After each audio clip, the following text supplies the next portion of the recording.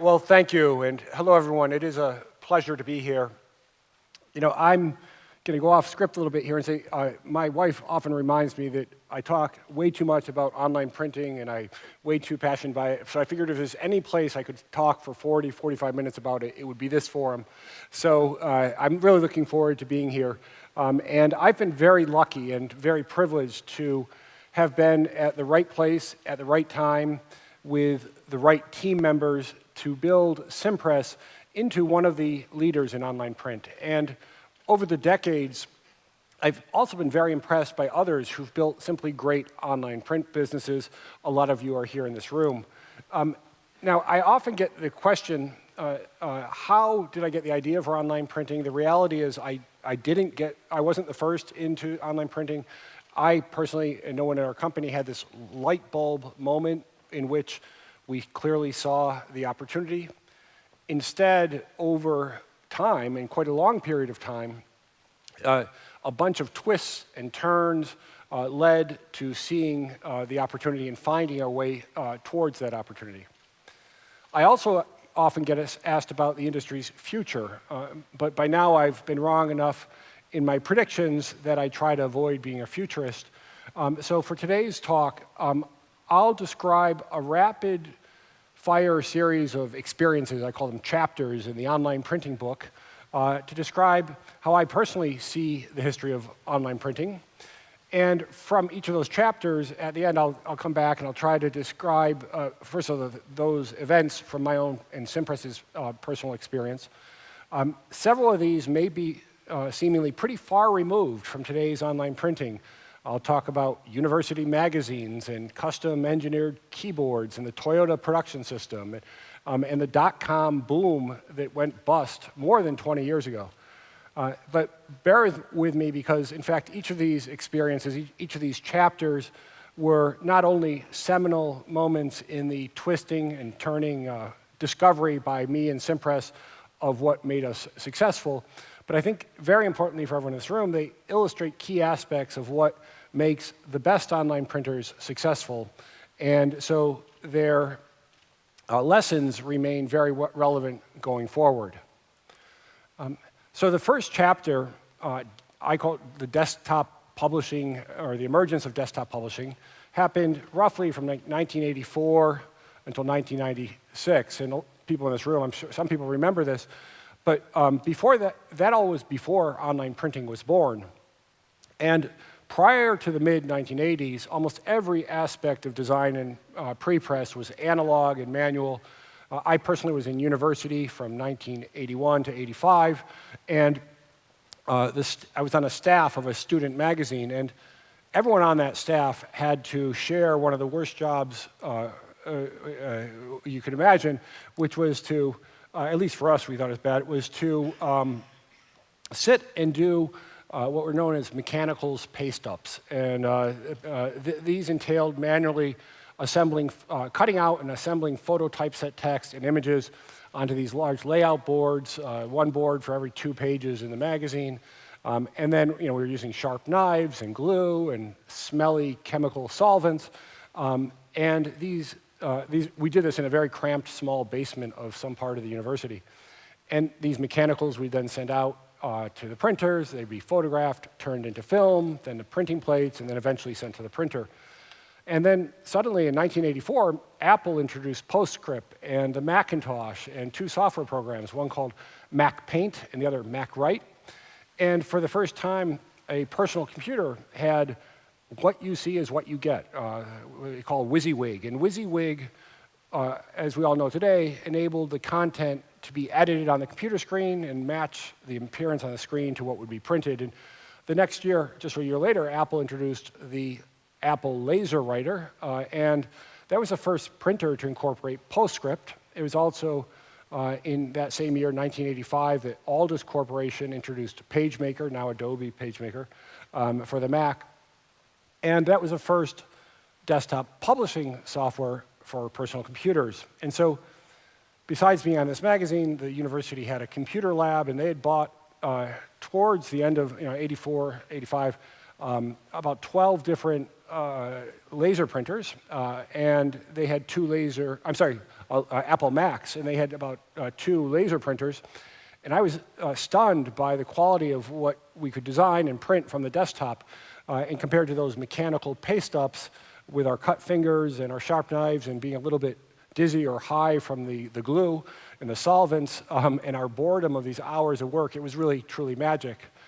And so I unfortunately left university. I graduated before desktop publishing's revolution replaced those mechanicals at the student magazine, but the customer value that those products gave was so huge that Apple and all just really went on to become the clear leaders in desktop publishing, and they delivered incredible value to their customers.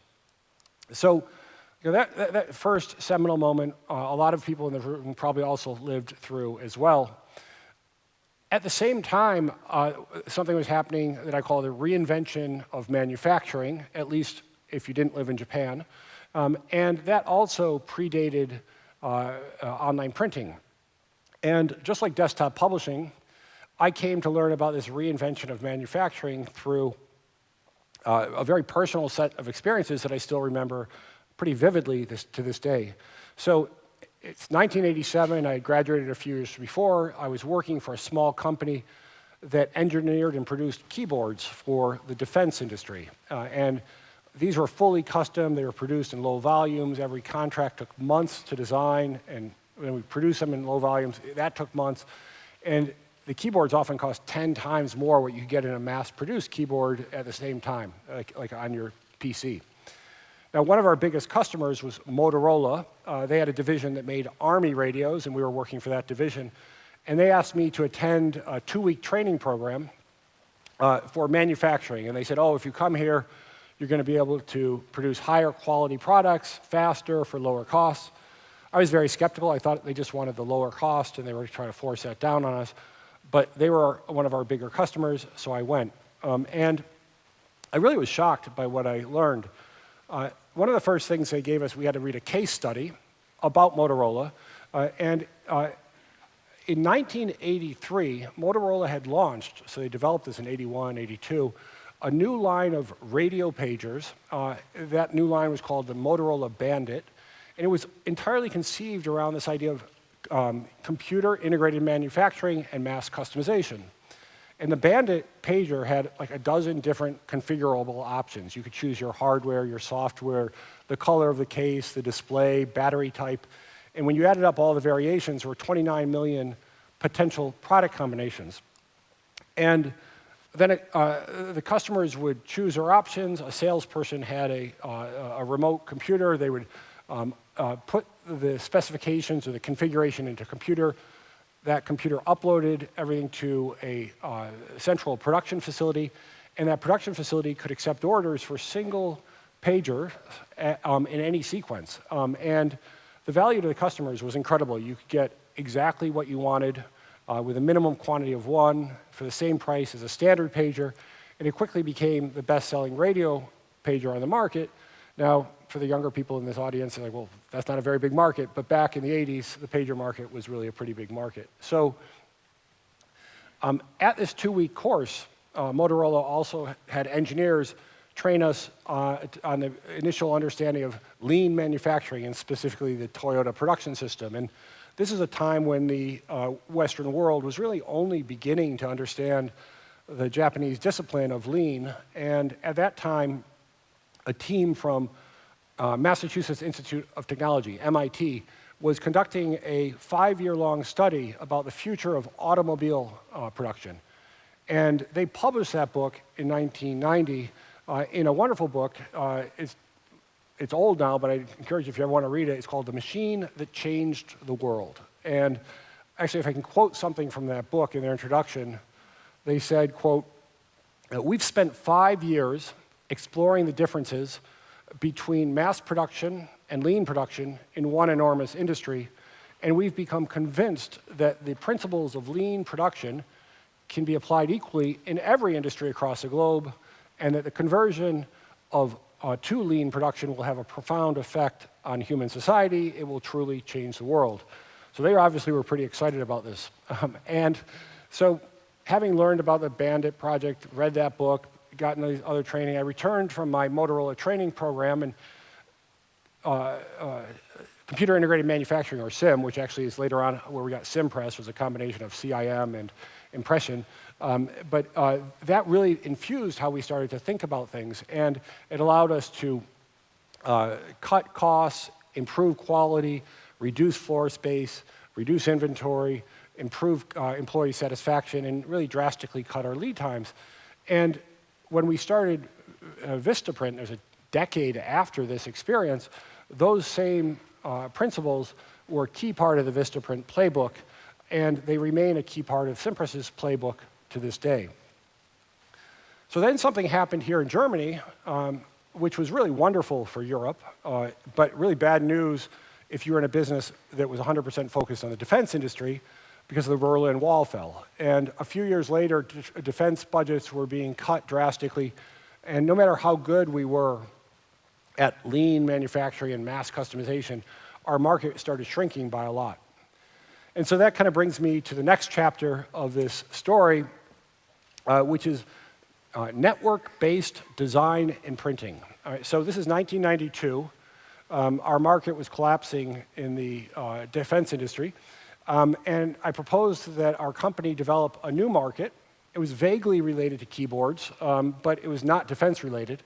And the idea was to build retail kiosk systems. So you think of an automated teller machine or an airport self-check-in kiosk, which we all are familiar with today. We basically wanted to do that form factor, and this is pre-e-commerce, allow customers to come into a retail store, choose some, and order things that weren't in stock, have that remotely picked from stock or produced and then sent back. So one of our first applications that we were able to try out with this kiosk on was to enable desktop publishing from retail stationery stores for full-color, informal invitations and announcements, so party invitations, baby announcements, and things like that. And we designed a system around an IBM 286 compatible that connected the retail kiosk, that was the retail kiosk, we dressed it up a little bit, via a dial-up modem to the highest end full-color copier we could find at the time, which was by Xerox. And the inspiration for that project came from members of my family. My sister was in business school at the time. She had sent me an article on the rise of kiosks across many different industries. My father ran a box manufacturing company that also had a small division that made custom invitations and announcements. And this design and printing kiosk project also reignited the fascination I had felt 5 years before or so, 7 years before, when I had first used the Apple Mac and the Apple Laser Writer, which are so much better than these mechanical processes we used in the student magazine. So here I am working on this specific project, invitation, design, printing, remote system, and it's 1993, and at that same year, Adobe launched PDF, AGFA introduced computer to plate, Presstech introduced the first filmless thermal color imaging technology.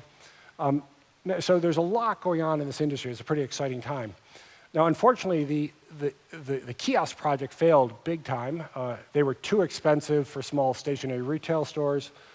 Their functionality was way too limited. And even the highest end Xerox color photocopier couldn't consistently produce the quality that our customers demanded. So we were building really cool technology, but it didn't serve the needs of the customers and the things that the customers really cared about. So in our traditional industry, defense is collapsing. Our parent company decides to merge the business or the division where I worked into another division, and I go off to business school, but I'm once again convinced that there's some huge opportunity for inexpensive, fast, high quality, low volume design and print. So a pretty specific idea, but that leads to the next chapter, which I call Bonne Impression, which is for the first brand name under Cimpress we developed. And so I have this idea in my head. I go to business school at INSEAD outside of Paris. I meet a bunch of different people, especially who helped me shape this vision. Fortunately, I ran into a woman who named Liz Dunn. She was on a sabbatical for a year to go to business school. She'd been at Microsoft since the mid-1980s, and she introduced me to a friend of hers back in Seattle who was still at Microsoft. She was a product manager for Microsoft Publisher. And that was at that time, Microsoft was trying to make desktop publishing, which was really the province of people like PageMaker, very expensive and sophisticated, available to small businesses who didn't have graphic design experience. And I think a lot of printers hated files that came in from Microsoft Publisher, but Microsoft really believed that there was an opportunity here. So another classmate named Alex Schwatka was a software engineer. He had been in the financial services industry before business school, and he was incredibly passionate and convincing when talking about something. He would always talk about the seamless integration of people, process, and technology in service of a customer solution. So that's what they were using in this financial services software development. And a few years later, I recruited him to become our chief technology officer. Later, Alex became Vistaprint's chief operating officer. And finally, I worked with 3 classmates that same year to help write. We were in a class, you had to write a business plan, and the business plan was for Bonne Impression, which I started soon after. All my friends got real jobs, but the 1994 executive summary of that business plan started with in the first paragraph, we said, look, let's state the customer problem that we want to solve. And again, it's a little detailed, but we said, quote, imagine you are a small business. You want to develop a pleasing image. The market today does not provide a solution to your needs. Everyone knows that the terms high quality, color, and professional design simply don't belong in the same sentence with inexpensive, low volume, easy, or quick. This incompatibility represents a gap in the market, and simply put, there's a clear market need. So we finished that business school business plan class up in December, and less than 2 weeks later, it was New Year's Day, 1995, I started working full-time on Bonne Impression from this converted bedroom of my apartment. And the idea was, the plan was also, again, not inspired by a light bulb moment, but actually by seeing what Microsoft Publisher had worked with a company in the United States already to find a solution where they combined desktop publishing software, Microsoft Publisher, with laser printed cardstock. If you know, Avery's Rec Form still makes business cards kind of like this today. But back then, there were no color printers, desktop printers, so we pre-printed colorful, full color graphic designs on these things. The customer would go into Microsoft Publisher or Broderbund print shop, and they'd lay out their black and white text. They'd put this cardstock into their laser printer. They'd print out very low volume flyers, business cards, and things like that from their desktop. So again, at this time, my friends and family played a really key part. My sister, my parents, friends, all invested in what was really a loss-making business. We were starting to grow, but we weren't making money. Another friend of mine who would eventually become my girlfriend and then my wife not only invested, but advised and supported me as I struggled. She had started a business herself, and as an American running an unprofitable startup in Paris in the early 90s, she would kind of guide me through that. And she'd eventually sell her business to support me and their family as we moved back to the US when we entered the US market in 2000. That brings me to chapter 5, which I call this hype of the dot-com bubble. And in this chapter, a lot of these overlap a little bit in time, but Amazon.com opened in 95. By 1997, venture capital money was pouring into the dot-com boom for everything from pet food to groceries to printing. And by 1998, the dot-com excitement was really a fevered pitch. And I was only vaguely aware of, or at least I was aware of, but only vaguely interested in the internet because at Bonne Impression, we were growing well. We had a direct mail order catalog. We had reached about 30 people. We were basically break even, but we wanted more investment to accelerate our growth in that old non-internet business. And so I go to a cocktail party that our venture capital, we had a small venture capital investment in '97 of like 400,000 euros equivalent today. And I go back, they and a couple other venture capitalists were hosting a cocktail party in Paris for startup companies. And we were profitable, or we break even. We were solving a real customer need. And I go to this cocktail party, and by that time, I'm in my early 30s. There's a bunch of 20, 22-year-olds talking about their dot-com idea. The venture capitalists are all enraptured by the dot-com idea. I describe what we're doing. Their eyes glaze over. No one wants to talk to us. Everyone was interested in one thing, dot-com. So my wife and I are walking home in the rain from this cocktail party, and literally on the spot, I said, look, we need to make ourselves an internet business for the simple reason that's the only way we can get more investment. So I wish I could say it was some brilliant idea to move to the investment to the world, but it was we recognizing the financing community really wanted dot-com. I couldn't figure out how it would make money yet, so I started doing research on this on the internet. I came across a company called iPrint.com, which had been founded 18 months earlier in Silicon Valley in 1997. I also discovered a company just outside of London called Laser Clarity. He was a one-person startup in the UK, also started in 1997, and again had developed a very specific thing, which is an interactive, web-based business card design and printing. So pretty spot on.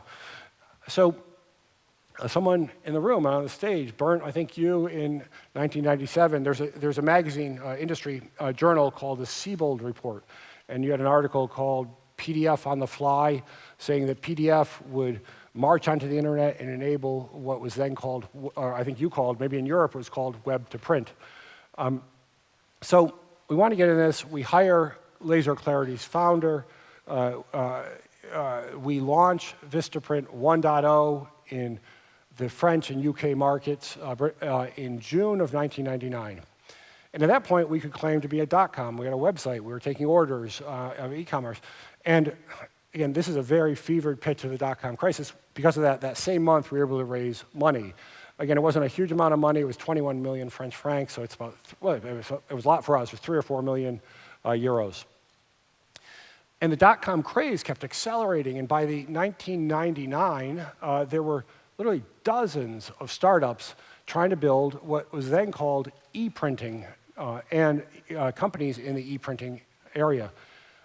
In the US alone, venture capital firms funded more than 40 different e-printing companies.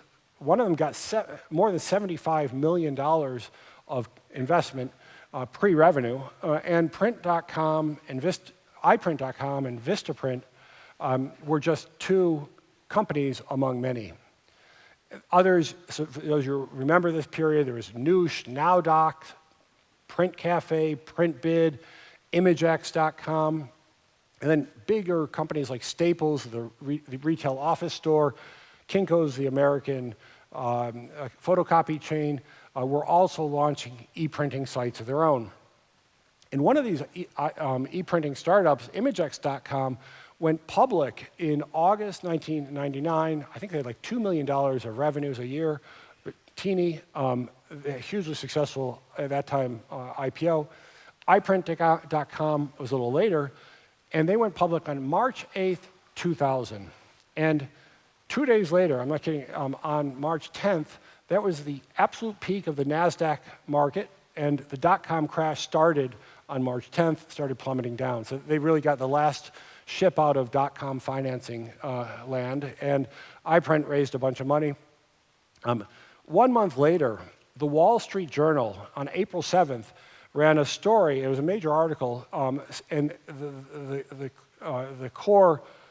title was, quote, "Too many e-printing startups are creating the kind of glut that derailed e-tailing." So the collapse of the e-printing interest was about 3-4 months after the collapse of the e-tailing industry, but it was happening nonetheless. And then over the next 24 months, most of those e-printing dot-com startups all went out of business. They were deeply unprofitable. They couldn't raise more money. And this chapter kind of came to an end, this hype of the dot-com bubble, with these piles of venture capital and IPO cash that just burnt up in flames. And most people came to agree with the Wall Street Journal that online printing was just a really bad idea. So if I move to the next chapter, I call this the breakaway years. All right, so this is amidst the dot-com crash. In the deepest crater of the dot-com crash was early to mid 2001. And if I think of the period from 2001, when Vistaprint maybe did $1 million of revenues, to 2005, I call these the breakaway years because we and a few other companies pulled so clearly ahead in the race onto online printing. And one of the reasons, speaking for why we broke ahead from our competitors, is that we were increasingly passionate not only about the pre-press and the design to print, and lean, but also in the print industry, digitization was actually happening with or without Vistaprint. The Silicon Valley funded startups, and I came to know a lot of them, wanted to focus exclusively on what they called the e-commerce front end, and they were very dismissive about, quote, back-end commodity printing. And so they wanted to be a marketplace, or they might have wanted to be e-printing companies, but certainly not work in the printing industry. And Drupa took place in June 2000, just a few months after the dot-com valuations began to plummet. And Drupa 2000, for those of you there who remember this, it was incredible how clearly at least some of the major suppliers to the print industry and some startups understood the digitization opportunity. Workflow was really a major theme at Drupa 2000. There were exhibitions and presentations about computer to plate, computer to press, computer to print. Heidelberg was leading an industry effort called CIP3 or CIP3 to encourage computer-based integration of all the processes in the graphic arts workflow by specifying and publishing shared industry standards.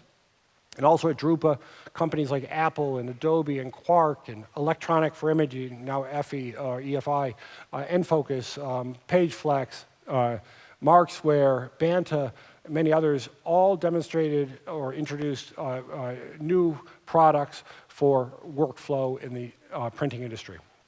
So I think one of the reasons we broke away from these scores of much better dot-com companies, we had raised a total of something like $3 million, again, a lot, but nothing compared to the 10, 20, 50, 80 million some of these other companies have raised, is that we combined this industry vision that you saw at Drupa and elsewhere of digitization, plus the ideas of mass customization that Motorola and had learned from the Japanese and taught us, all into a value chain that was 100% digital and 100% integrated. So if you go back to that June 1999 launch of Vistaprint, we were only taking 10, 15 orders a day, but we had, in the first month, but we had already, actually 2 months it took us to get to those volumes, but even then we automated most of the steps using something called Apple Script, where you could do a lot of integration, and we automated this pre-press and production processes. And at the day of launch, the website was automatically waiting until we had 10 orders or 10 different business cards, ganging those up onto a sheet, sending them via FTP to a server that we had put on the production floor of a print partner in England. We chose that print partner because they were the ones that we could find who had what was called a Heidelberg Quickmaster DI press, and it was the first widely available direct imaging offset press. So using all these lessons of lean production I learned before, we also built a production cell that would cut up the sheets, it would print out the mailing labels, it'd ship the product, the packaging, all within an hour or two of getting the gang sheet to that cell. And customers really loved the convenience of ordering from their internet browser. And they loved the fact that they could get full-color business cards for about half as much as the then prevailing price in traditional printers. And so we decided we had found a big idea. We should go to the US market, but we didn't know any commercial printers in the US. And so once again, some members of my family played an important role in Vistaprint's development.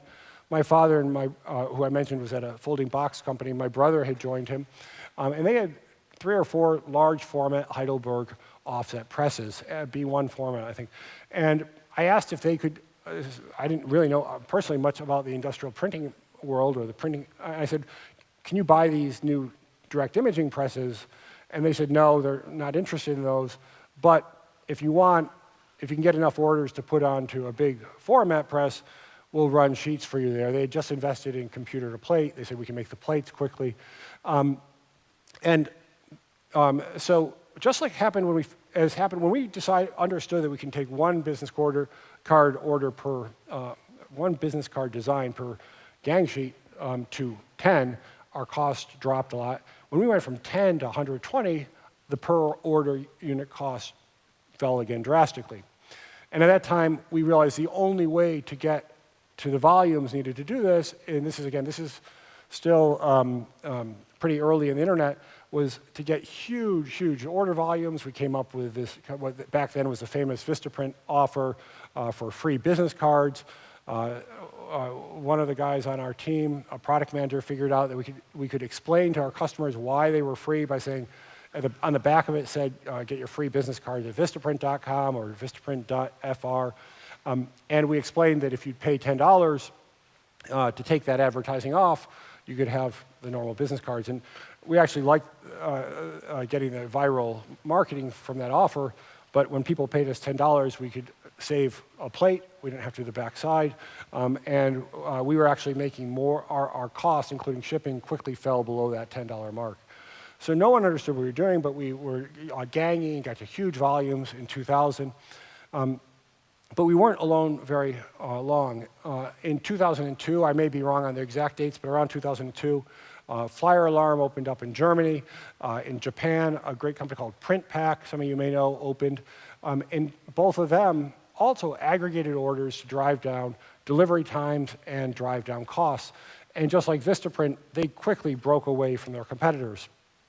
And yes, we were an online printer, but our real magic trick was that that website, the e-commerce layer, was just one part of this completely integrated system with computer-integrated manufacturing. And that broader vision was so important to us. That's actually how we described ourselves to the Wall Street investors when we went public in 2005. Now, bankers and investors and fund managers are really a lot less interested in these details than the people in this room, but it's so important to understand what we do. We put into our prospectus something which is a little long, but I'll describe a quote on how we described ourselves to investors. And we said, for the past 6 years, we've standardized, automated, and integrated the entire graphic design print process from design, conceptualization, to product shipment.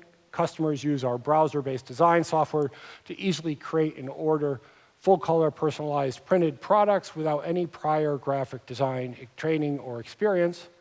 We currently process thousands of print jobs per day. Our algorithms automatically aggregate those individual print jobs into single press runs with no human intervention. This order aggregation, combined with our computer-integrated manufacturing facility, significantly reduces our costs and eliminates efficiencies of traditional short-run printing. We then electronically route aggregated print jobs to the type of printing press and post-press equipment that's most appropriate and cost-efficient. And once printed, individual customer items and aggregated sheets are separated using robotic cutting systems assembled with other items for the same customer, packaged, addressed, and shipped, and our software controls every step of this process. We continue to say all these production processes are built using the principles of world-class manufacturing. And this is, the next line is, I know that what a lot of investors didn't first believe, but they liked. We said we average less than 90 seconds of labor per order including all sales, customer service, pre-press, post-press, operations, and shipping.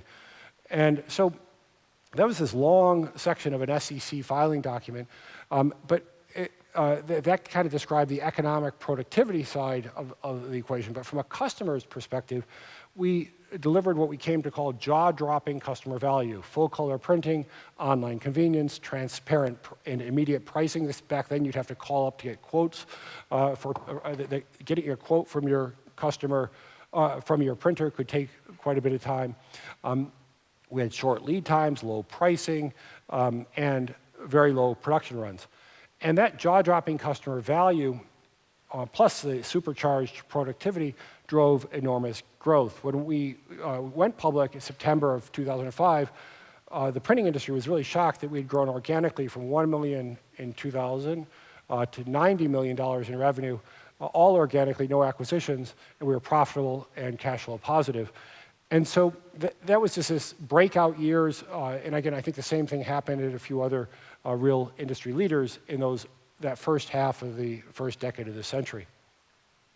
So then you jumped closer towards today. The next chapter I would call the boom years, and this is roughly the 15 years or so from 2005 when we went public and beyond, up until something like 2020, even a little bit into today. Flyer alarm thrived, print pack thrived in Japan. Vistaprint itself continued to grow incredibly fast from that $90 million in 2005. Again, all organically, no acquisitions, to over $1 billion in annual revenue 7 years later.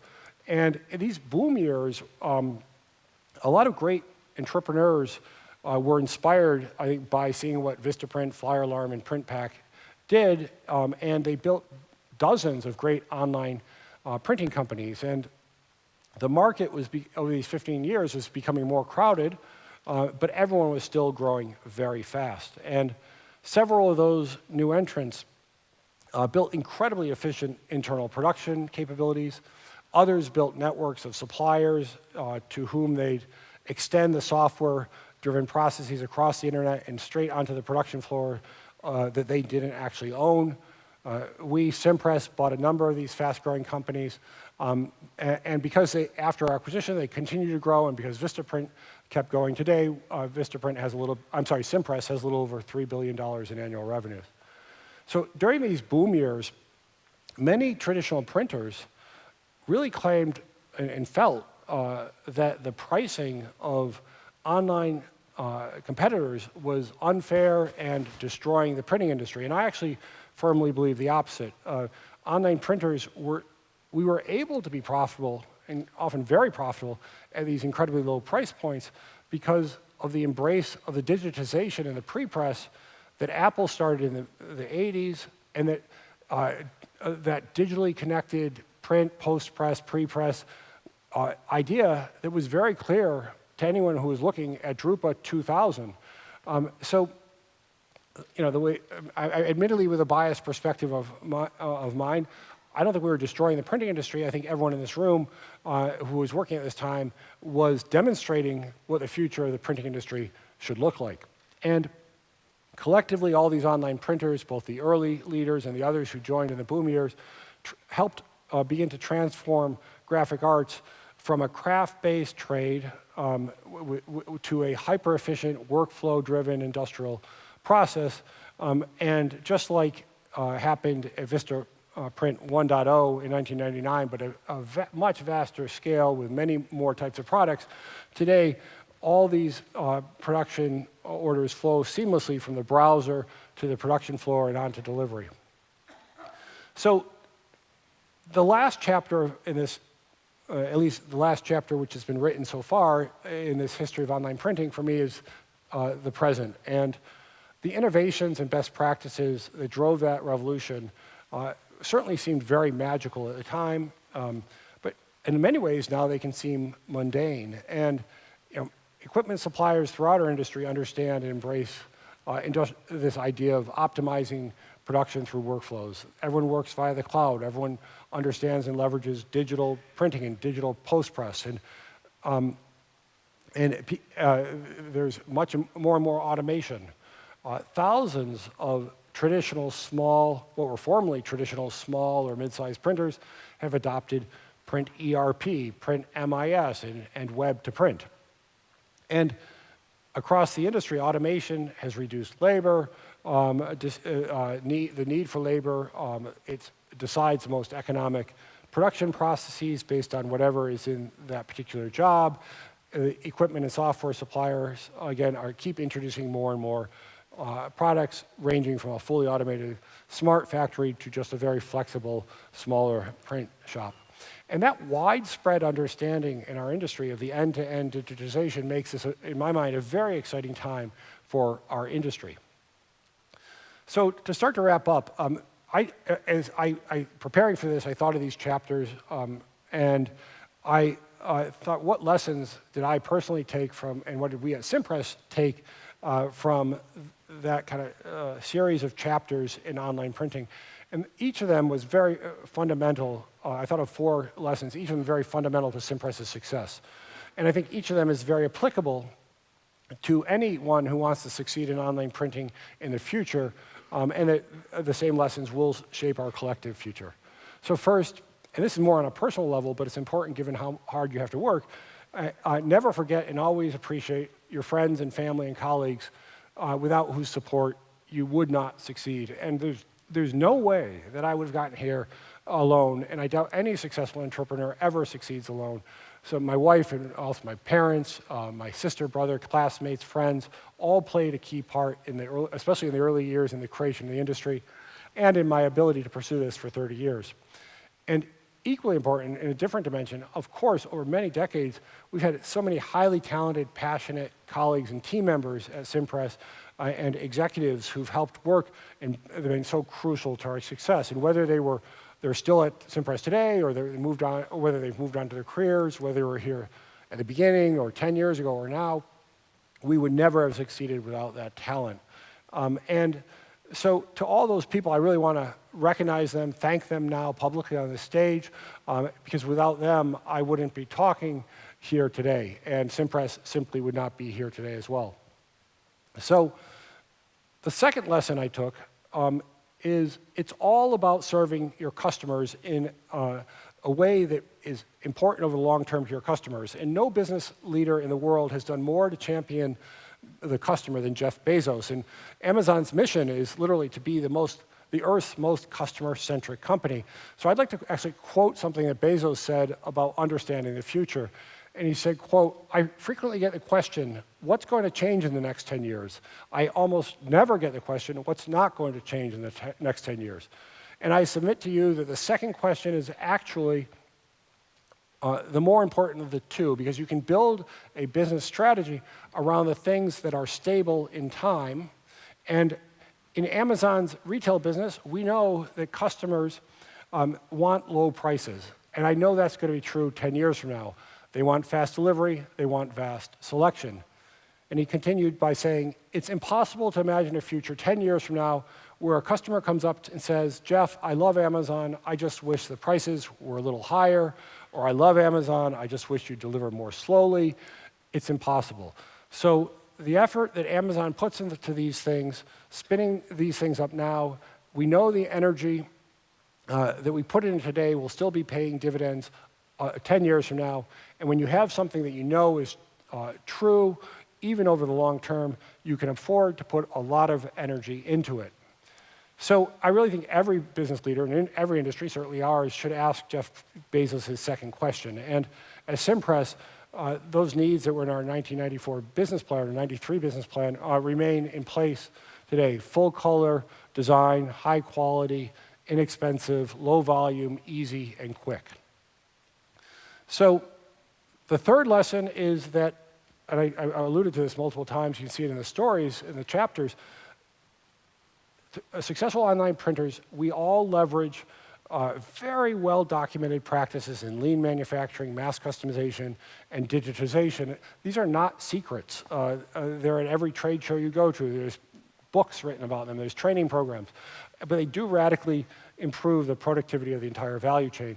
And our industry has been built on these decades of manufacturing advances and digitization that have made what once seemed magical now seem mundane. And the final lesson from the past, which I think will also shape our collective future, is that each winner will always chart their own unique path. In 1999, Vistaprint followed a very different course than our better funded competitors, the startup competitors. That's why the dot-com e-printing firms died when we thrived in 2002. Flyer Alarm and PrintPack were very different from Vistaprint, and they remain so to this day, and that's why they're so successful. And the same true if I think, and some of you may be in this room, but I think of great companies, I'm not trying to pick any out, but it could be Blue Tree, Printful, Raxful, Picanova, Custom Ink, Carton Macarai, whether they're smaller, every one of those companies and others that have succeeded have done so by being unique and bringing in entrepreneurial innovation to doing online printing in some unique way. And so that's why, actually, that need for uniqueness, if you know Cimpress's strategy at the corporate level, it's very important for us to give each of our businesses that we own autonomy, because our businesses at Cimpress, like we own Printy, PixArt Printing, Druk Workdeal, Weermacher and Druk, and others, each have their own unique formula for online printing success. And the last thing we want to do is try to make them all the same. And winners need to carve their own path, because by the time a company is big enough to be successful and be recognized on the scale of the online printers, whether they're part of Cimpress or not, they've already spent years doing what they do. And you just can't really catch up to them very easily. So in closing, hopefully the lessons that I've personally learned over the past 40 years will be helpful to all of you over the next decade. Remember, if I summarize, just remember and appreciate the people who help you succeed. Put your customers first and focus on the long-term needs of those customers. Embrace digitization and lean manufacturing, and succeed by being different. There's really so much we, the online printing industry, can do to better serve customer needs. We still have many chapters ahead of us to write. So I want to say thank you for your time and attention this morning. I really look forward to speaking to you a lot today, and importantly, over the coming decade and 2 decades, to pursuing this future chapters of online printing. So thank you very much.